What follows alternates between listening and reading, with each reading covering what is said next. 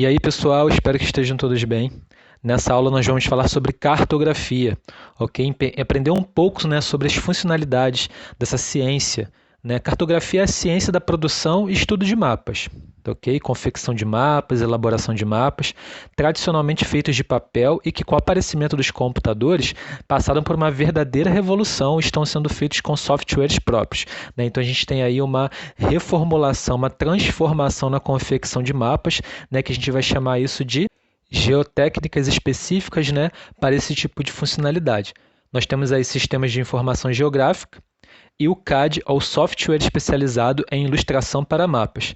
A cartografia utiliza-se de estudos e operações científicas, artísticas e técnicas que, como base, os estudos de observação.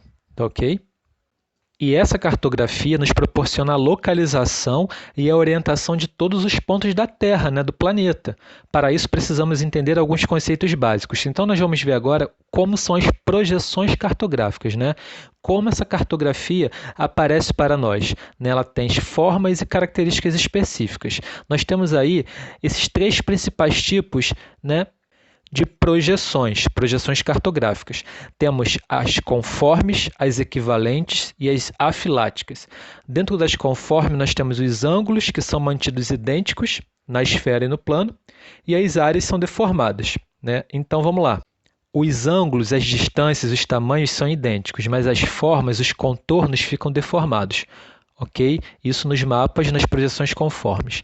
Nos mapas das projeções equivalentes, nós temos as áreas que se parecem idênticas e os ângulos deformados, ou seja, as áreas, né, as formas, né, o delinear das formas dos países, dos continentes são iguais, idênticos. Só que os ângulos, as distâncias, né, acabam ficando deformados. Então, é o oposto, é o contrário das projeções conformes. Então, as projeções conformes e equivalentes, elas são contrastantes, né? São opostas. E nas afiláticas, as áreas e os ângulos apresentam-se deformados, ou seja, nas afiláticas, os dois, tanto as áreas, né, os tamanhos, as formas e os ângulos, as distâncias, são todos deformados, beleza? Aqui nós temos figuras de projeções. Nós temos aqui a projeção cônica, né? Os meridianos convergem para os polos e os paralelos são arcos concêntricos, situados a igual distância uns dos outros. São utilizados para mapa de países de latitudes médias, né? Nem países próximos aos polos e também nem países tão próximos à linha do Equador, né? São utilizados em países, em territórios de latitudes médias, né? Próximo ali às zonas temperadas, né? Nós temos aqui a América do Norte, né? O continente europeu, a parte setentrional aqui do continente asiático, né? Então, nós temos aí esse tipo de projeção. Já na projeção de Moorhead, nós temos os paralelos, né, que são linhas retas, e os meridianos, linhas curvas. Sua área é proporcional à da esfera terrestre, tendo a forma elíptica. As zonas centrais apresentam grande exatidão, né, tanto em área como em configuração, mas as extremidades apresentam grandes distorções, né? Ou seja, os polos vão estar bem distorcidos aí nessa projeção de Moorhead. Temos agora a projeção de Gould, que modifica de Moorhead, né? Que é uma projeção descontínua, pois tenta eliminar várias áreas oceânicas, né? Gould coloca os meridianos centrais da projeção correspondendo aos meridianos quase centrais dos continentes, para lograr maior exatidão, né?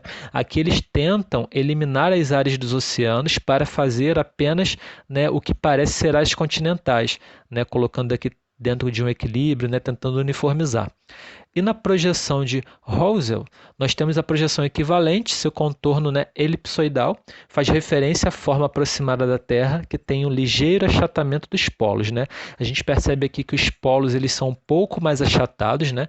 Tanto esse polo norte quanto esse polo sul aqui, né? E os extremos também mais, vamos dizer, esticados, né? A gente tem essas especificidades aqui na projeção de Housel.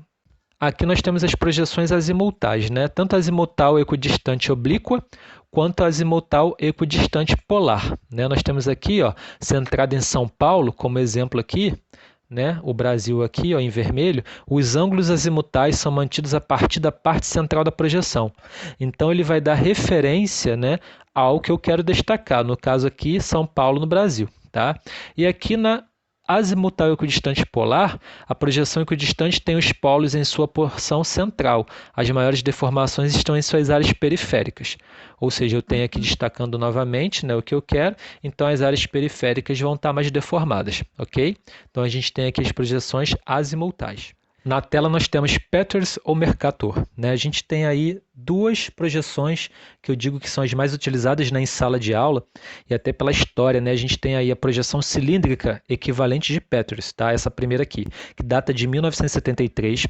Sua base cilíndrica equivalente determina uma distribuição dos paralelos com intervalos decrescentes desde o equador até os polos. Ou seja, ela é uma projeção cilíndrica, né? Ela vai respeitar aqui, pessoal, as áreas. Ou seja, nós temos aqui o Brasil, nosso país, né?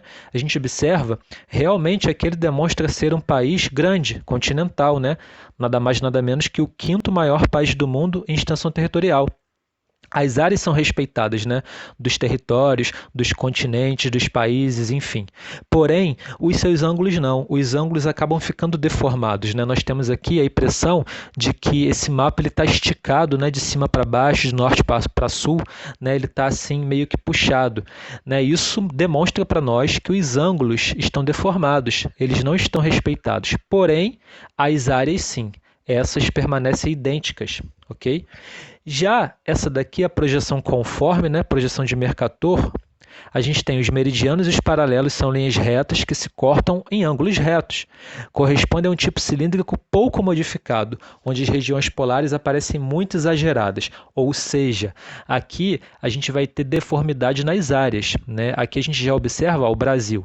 O Brasil aqui parece ser um país pequeno, né? Diminuído. Aqui ele não demonstra ser o quinto maior país do mundo em extensão territorial. Já as áreas polares, né? As áreas que estão próximas aqui, né? Se aproximam dos polos, elas são maiores, né? A impressão de que elas estão aumentadas. Isso demonstra para nós que as áreas aqui não são respeitadas, são deformadas, né?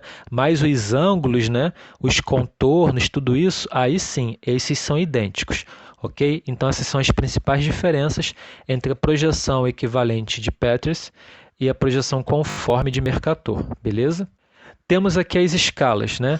A escala é a relação entre a medida de um objeto ou lugar representado no papel e sua realidade, né? Na medida real, onde a razão ou relação de semelhança é a seguinte. Nós temos aqui o E, que representa a escala, o D maiúsculo, né? Que representa um comprimento tomado no terreno, que denomina-se a distância real, natural, né? A distância que realmente existe, e o D minúsculo, que é um comprimento homólogo no desenho, que denomina uma distância gráfica, né? Uma distância no papel.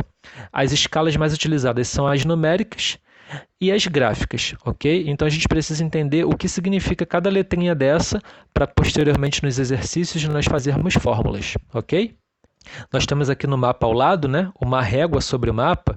Ele mostra que a cada 1 centímetro no mapa, a realidade corresponde a 50 mil centímetros ou a 500 metros. Né? Nós temos aqui ó, o número 1, 2 pontos e 50 mil. Esse número 1, né, o numerador, significa que a cada 1 centímetro, né, ou seja, o denominador, que é 50 mil centímetros ou 500 metros, é a realidade. Então, a cada 1 centímetro dessa régua aqui no mapa, a cada 1 centímetro da régua, corresponde a 50 mil centímetros da realidade. Ou seja, isso é a escala gráfica, né? A escala aqui que a gente vê no mapa. Comparando aqui esses mapas, né? Esse mapa menorzinho, que é o mapa A, e esse mapa maior, que é o mapa B, nós temos aqui, né, que há uma maior riqueza de detalhes no mapa B. A gente tem uma maior riqueza, a gente vê aqui mais detalhes no mapa B, né? E sua escala é 2 vezes maior do que aqui no mapa A. Observe então o seguinte, né? Quanto menor for o denominador, ou seja, aqui é menor, nós temos aqui, né, 80 milhões e aqui a gente tem 160 milhões, o dobro. Né, o dobro daqui, do mapa B. Então, o mapa B mostra para nós um denominador menor. Apesar de ser grande, né, 80 milhões de centímetros, ele ainda é menor do que 160 milhões de centímetros. Então, quanto menor for o denominador, que é o caso do mapa B, nós temos uma escala maior, né, que vai nos dar mais detalhes, né, mais próxima do terreno que a gente quer, né, do território que a gente quer, então a gente vai ter mais detalhes. É como se o zoom aqui tivesse aumentado. Então preste atenção nisso. Quanto menor, tá? Menor for o denominador, esse número aqui depois dos dois pontinhos, né, a gente vai ter aqui uma escala maior com mais detalhes daquele território em que nós almejamos informações. Aqui nós temos as curvas de nível, tá? Que é o método utilizado para representar o relevo terrestre, né? Que nos vai permitir as linhas, né, são paralelas entre si, então nós vamos ter esse tipo de informação. As informações são dadas em paralelos. Todos os pontos de uma curva de nível se encontram na mesma elevação. Cada curva de nível fecha-se sempre sobre si mesma. As curvas de nível nunca se cruzam, tá? Podendo se tocar em saltos d'água ou despenhadeiros. E, em regra geral, as curvas de nível cruzam os cursos de água de forma V, tá? Com o vértice apontado para a nascente. Então, a gente tem aqui, primeiramente, né, as informações iniciais do que é curva de nível, tá? Dessa forma aí, com linhas paralelas, e nós vamos, né, experimentar isso melhor nos exercícios, posteriormente, ok? E temos também, pessoal, as anamorfoses, né? Estão presentes em um mapa no qual superfícies reais, né? A gente vê aí um mapa, né, onde os países do mundo ou estados e regiões de um país sofrem uma distorção para tornarem-se proporcionais à variável que está sendo apresentada. Ou seja, qual é a variável aí apresentada? Então, aqui nos diz, ó, emissões mundiais de dióxido de enxofre, datada de 2005, né?